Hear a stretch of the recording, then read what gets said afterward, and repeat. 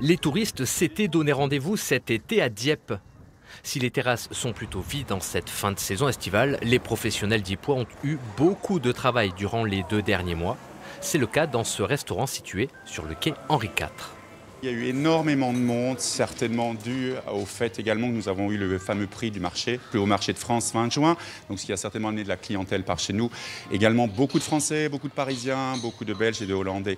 Donc oui, le bilan est positif pour ces 2 mois d'été, mais malheureusement, ce qui a été perdu pendant le confinement, c'est-à-dire 3 mois de non-exploitation plutôt, ce qui est perdu est perdu. Inquiet mais positif, voilà le message des professionnels.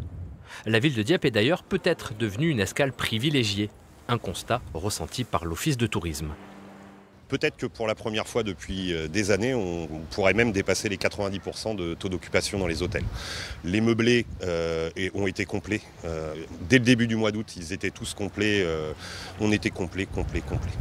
Les restaurateurs comme hôteliers ne s'attendaient pas à recevoir autant de monde dans leurs établissements. Mais après la période de confinement où il n'y avait aucune activité, il y a tout de même certaines inquiétudes. On pouvait s'attendre à quelque chose de bien pire. La météo a été présente et ça nous a permis de sauver un petit peu les meubles.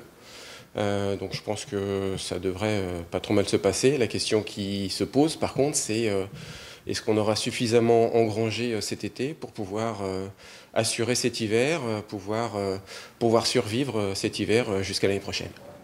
Et les chiffres officiels quant à la fréquentation de cette saison estivale seront publiés au mois de septembre. À Dieppe, le monde du tourisme espère que cet attrait ne sera pas éphémère et qu'il va se prolonger dans la durée.